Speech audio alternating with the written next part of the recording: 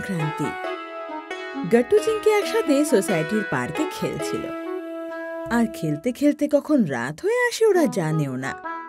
তখনই ওদের মা ওকে ডাকতে আসে, গট্টু চিংকি চ ঘরে চ, বাবা এলো বলে এখনই, তারপর একসাথে ডিনার করব। হ্যাঁ মা চলো।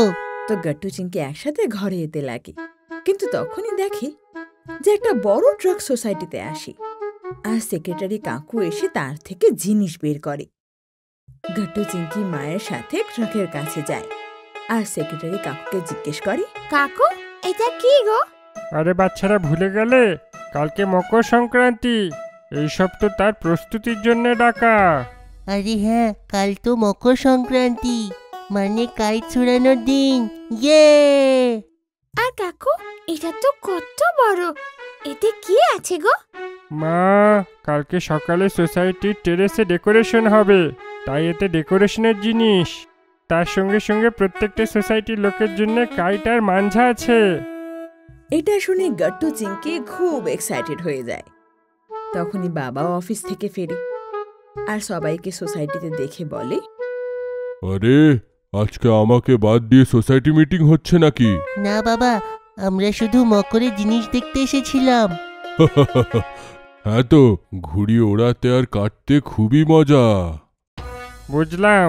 বাচ্চারা, তোমরা কি জানো আমাদের কলেজের সময় তো লোকে আমাকে কাইট মাস্টার বলতো। লোকেদের কাইটস কাটাতে আর নিজের কাইটটাকে উপরে নিয়ে যেতে মাস্টার, তাই নিজের কাইটগুলো নিয়ে একটু সাবধানে। সেক্রেটারি মশাই, আপনি হয়তো জানেন না, পুরো মুম্বাইতে আমার থেকে ভালো ঘুড়ি কেউ ওড়াতে পারে না, আর আমার তো মনে হয় সব থেকে আগে আপনারই যাবে।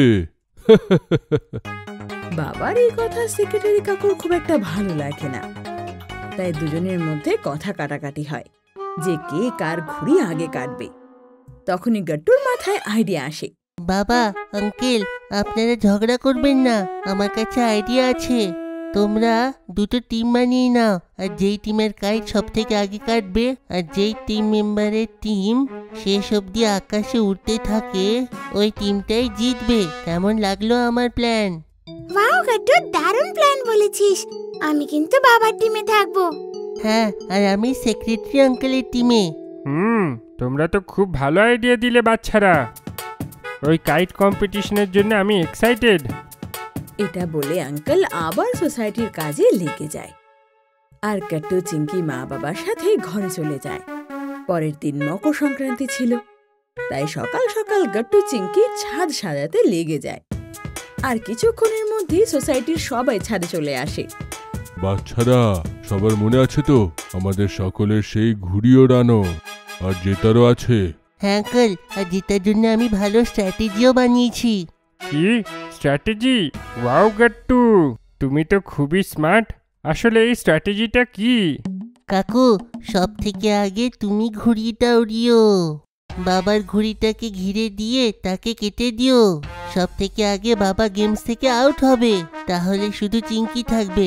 চিংকির খাটটা আমি একলাই সামলাবো, আর এমন কিছু করে আমরা দুজনে বেঁচে যাবো। আরে বাহ গট্টু, এইটা খুবই মারোয়াড়ি বুদ্ধি। ঠিক আছে, আরম্ভ হোক আর সবাইকে হারিয়ে দিই। ওদিকে বাবা আর চিংকিও পুরো প্ল্যানিং করে ফেলেছিল। চিংকি গট্টুর ঘুড়ি কাটবে আর বাবা আঙ্কেলের। দেখতে দেখতে দুটো টিমের মধ্যে ঘুড়ির লড়াই শুরু হয়ে যায়। সবার ঘুড়ি আকাশে উঠছিল। মকর সংক্রান্তির উৎসবে আকাশ যেন রং বেরঙের ঘুড়িতে ঢেকে গিয়েছিল। ওয়াও, কি দারুণ লাগছে। গট্টু, আমার পিঙ্ক কালারের ঘুড়ি থেকে দূরে থাকিস, ও আমার মতনই খুব ফাস্ট। চিংকি, তুমি আমার ইয়েলো ঘুড়ি, টাইগারের মতন ফাস্ট, বেঁচে থেকো। আজকে দেখে নেওয়া যাক কে নিজের কলেজের সময়তে আসল কাইটস চ্যাম্পিয়ন। হ্যাঁ হ্যাঁ, নিশ্চয়ই, দেখে নেওয়া হোক। সবার আগে আঙ্কেল ঘুড়ি আকাশে নিয়ে যায় আর সেটা বাবার ঘুড়ির চারপাশে ঘুরে কেটে দেয়, কিন্তু নিচের থেকে চিংকি এসে কাকুর ঘুড়ি কাটে। এভাবে দুটো টিমের এক এক মেম্বারের ঘুড়ি কেটে যায়। চিংকি, আমি কেবল দ্বিজনা আছো, একটু বেঁচে থেকো। বাঁচতে তো তোকে আমার ঘুড়ি থেকে হবে গট্টু। গাট্টু চিংকি দুটো ঘুড়িকে একে অপরের পাশে পাশে ওড়াতে লাগে। আর এটা করার জন্য দুজনেরই ঘুড়ি একসাথে কেটে যায়। আর এটা দেখে সোসাইটির সবাই জোরে হেসে ওঠে। ও নো, এটা কি হলো? চিঙ্কির সঙ্গে সঙ্গে আমারও কাইট গেল। গাট্টু, এটা তোর ভুল একদম। কিন্তু আমাদের দুজনের টিমে বাঁচলোটা কে? বাচ্চারা, মনে হয় দুটো টিম থেকে বোর হয়ে গেছো। ঠিক বললো সেক্রেটারি আঙ্কেল, কারোর ঘুড়িও এখন আকাশে উড়তে দেখা যাচ্ছে না। তার মানে তো এইটা আমরা একসঙ্গে হেরে যাই। কিন্তু তখনই সবার নজর আকাশে এক ব্লু কাইটের ওপর যায়, যেটা এখনো আকাশে উড়ছিল। আরে, ওইটা কার ঘুড়ি? এখনো আকাশে উড়ছে।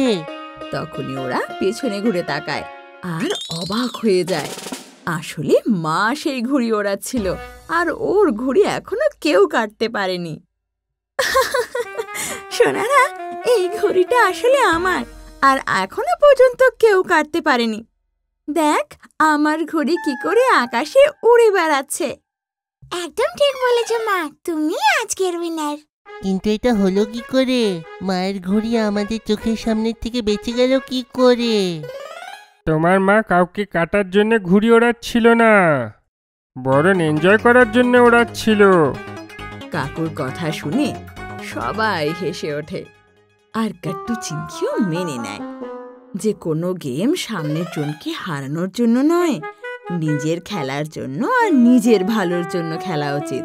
তখনই মা সবাইকে বলে, আচ্ছা চ সবাই এখন গিয়ে তিলের লাড্ডু খাবো। চ, আমি স্পেশালি তোমাদের সবার জন্য বানিয়েছি মকর সংক্রান্তির এই স্পেশাল উৎসবে। ইয়ে, তিলের লাড্ডু! মানতে হবে, মকর সংক্রান্তি সব থেকে আসল জিনিস তো এই তিলের লাড্ডু। শুধু তিলের নাড়ু নয়, আজকে সোসাইটির সব মেম্বারসদের জন্য মকর সংক্রান্তির বিশেষ খিচড়ির লাঞ্চ। চলুন সবাই শাহী ডাল খিচড়ি আর পাঁপড়ের মজা নিন। আমার তো খিচুড়ির সঙ্গে পাঁপড় খেতে খুব ভালো লাগে। হ্যাঁ, আমারও। তারপর সবাই মিলে দই, খিচুড়ি, পাঁপড় আর মায়ের বানানো তিলের লাড্ডু খায় আর খুব ঘুড়ি ওড়ায়। আর এইভাবে সবাই মকর সংক্রান্তি খুব এনজয় করে। টুনটুন কিট থেকে পার্সেল এসেছে। আরে, পার্সেল এসে গেছে? কিরে, যা গিয়ে দেখ তো কি আছে তোদের জন্য। বাহ মা, এতে তো অনেক প্রোডাক্ট আছে। এই ফিশিং ফানটা কি দেখো। তোদেরকে যেই লেটারটা আমি বলবো সেটা ফিশিং রড দিয়ে তুলে আমাকে দেখাতে হবে। ওয়াও, এবার আমরা ফিশিং করতে করতে লেটার শিখবো। এই দেখ, একে ফ্রিস্কি ফিঙ্গার বলে। এর সাহায্যে তোদের চোখ আর হাতের কোঅর্ডিনেশন খুব ভালো হয়ে যাবে। এই নিলেস, আর এর মধ্যে এক এক করে বিডস ভরার চেষ্টা কর। মা, এটা সত্যি কুল গিফট। কত প্রোডাক্টস আছে এখানে। আমার খুব ভালো লাগছে। এইটা কোন বক্স? এটা পন্টুন কিডসের লার্নিং বক্স, যেটা আমরা নিয়ে এসেছি নার্সারি, জুনিয়র কেজি আর সিনিয়র কেজির বাচ্চাদের জন্য। যদি আপনারাও এই বক্স অর্ডার করতে চান তাহলে ডেসক্রিপশনে দেওয়া লিংকে ক্লিক করুন, অথবা নিচে দেওয়া নম্বরে হোয়াটসঅ্যাপ বা কল করুন। আপনাদের যদি আমাদের ভিডিও ভালো লেগে থাকে তো আমাদের ভিডিওকে লাইক করুন, কমেন্ট করুন আর সাবস্ক্রাইব করুন।